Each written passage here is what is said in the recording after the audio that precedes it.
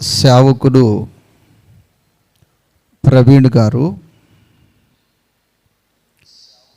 మన తెలుగు రాష్ట్రాలలో చాలామంది గొప్ప దైవజనులు ఉన్నారు. కానీ ఈ యొక్క ప్రవీణ్ గారి యొక్క ప్రత్యేకత ఏమిటంటే, ఆ ప్రవీణ్ గారు బ్రతికేది ప్రభువు కొరకు అని నిరూపిస్తూ ఆయన జీవిస్తూ ఉంటాడు. అంటే మిగిలిన వారు చాలామంది గొప్పవారు ఉన్నారు. వారు ప్రజలకి ప్రయోజనకరమైన 10 మాటలు చెప్పినా 11వ మాట నా ఛానల్ గంట కొట్టుకోండి అని చెప్తారు, లేకపోతే మా చర్చికి రమ్మని చెప్తారు, లేకపోతే మాకు స్పాన్సర్ చేయండి అని చెప్తారు. కానీ ఈ యొక్క గొప్ప సేవకుని యొక్క సేవా జీవితంలో నాకు తెలిసి ఎప్పుడు కూడా ఈ పదాలు ఎప్పుడూ ఉపయోగించలేదు. నా ఛానల్ గంట కొట్టుకోండి అని కానీ, లేకపోతే నాకు స్పాన్సర్ చేయండి అని కానీ, లేకపోతే మా చర్చికి రండి అని కానీ, లేకపోతే మా పరిచర్యని మీరు బలపరచండి అని కానీ. అయితే క్రైస్తవ్యాన్ని బలపరుస్తూ సత్యము కొరకు బ్రతుకుతూ ఉన్నారు. చాలామంది గొప్పవారు ఉన్నారు. డిబేట్లో కూర్చొని కోపముతో క్రోధంతో అరుస్తారు. కానీ ప్రవీణ్ గారు ఎదుటి వ్యక్తి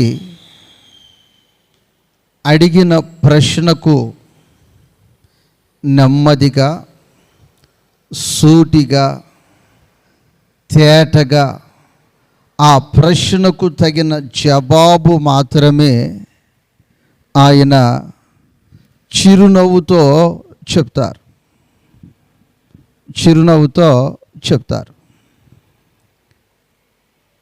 ఆ విధముగా చిరునవ్వుతో ఆయన చెప్తూ ఉంటే అనేక మంది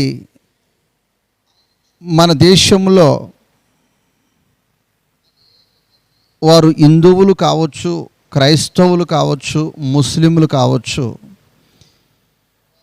ప్రవీణ్ గారు చెప్పింది ఇది ముమ్మాటికి ఈ ప్రశ్నకు జవాబు కదా అని విశ్వసిస్తున్నారు, నమ్ముతున్నారు. ఈ విషయాన్ని కొందరు, అందరూ కాదండి, కొందరు జీర్ణించుకోలేక ప్రవీణ్ గారు చెప్తున్న ఆ చిరునవ్వుతో ఆ మాట వారి గుండెల్లో ఒక గుణపంలాగా గుచ్చుకుంటుంది. ఎందుకనంటే ఈరోజు తెలుగు రాష్ట్రాల్లో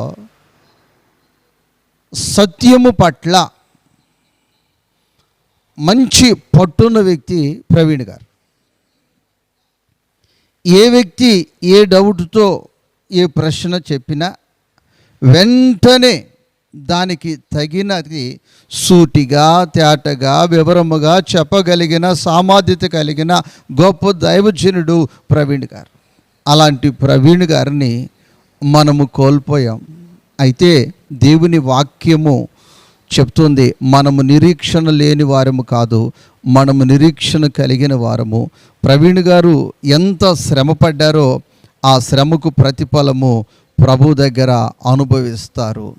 అయితే ఈరోజు ప్రవీణ్ గారు లేరు, ఇక మన ప్రశ్నకు సూటిగా జవాబు చెప్పేవారు లేరు అని కొందరు అనుకోవచ్చు. కానీ ప్రియ దేవుని బిడ్డలారా, మన తెలుగు రాష్ట్రాలలో అనేక మంది ప్రవీణులు లేవబోతున్నారు. దేవునికి స్తోత్రము, హల్లెలూయా.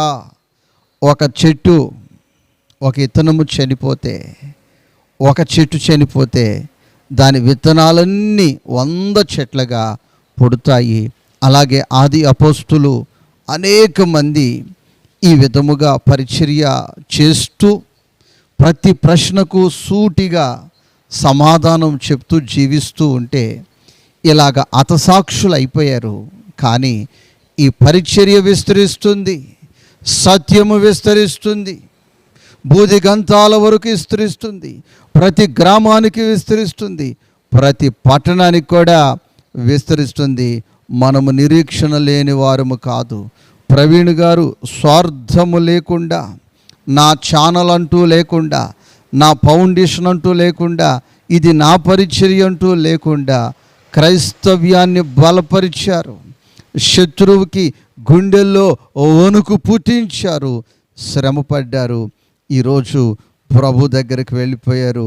ఆ కుటుంబాన్ని ప్రభు ఆదరించునుగాక, ఆ కుటుంబం పట్ల ప్రభు బాధ్యత వహించునుగాక.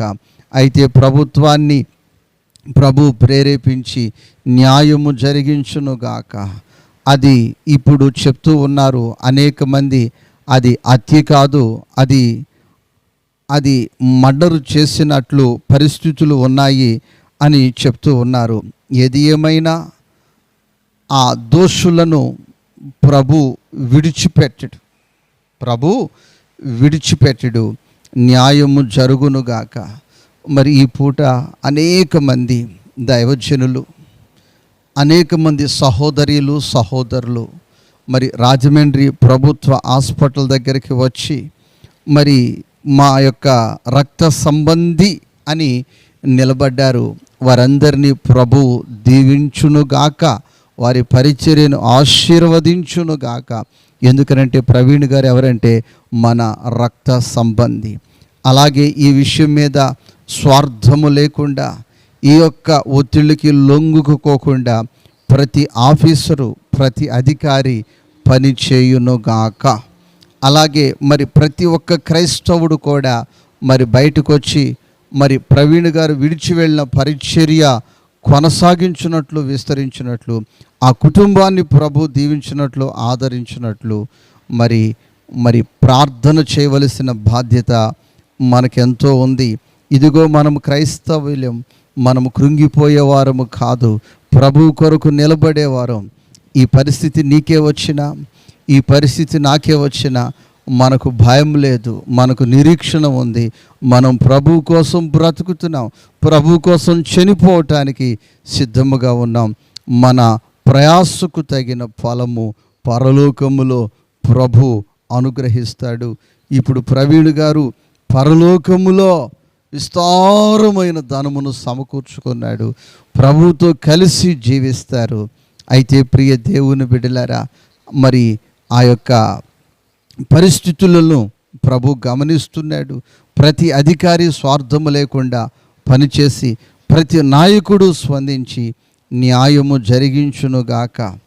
మరి ఎందుకని బైక్ మీద ఒంటరిగా వెళ్ళవలసి వచ్చింది?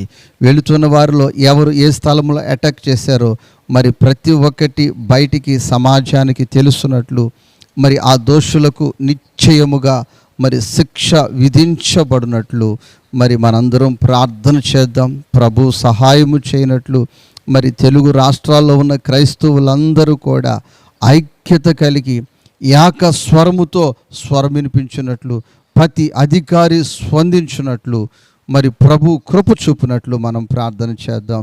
మహాపరిశుద్ధుడైన మా ప్రియ పరలోకపు తండ్రి, అయా ప్రవీణ్ గారు విడిచి వెళ్ళిన పరిచర్యను 4 దిశలకు మీరు విస్తరింపు చేయమని అడుగుచున్నాం.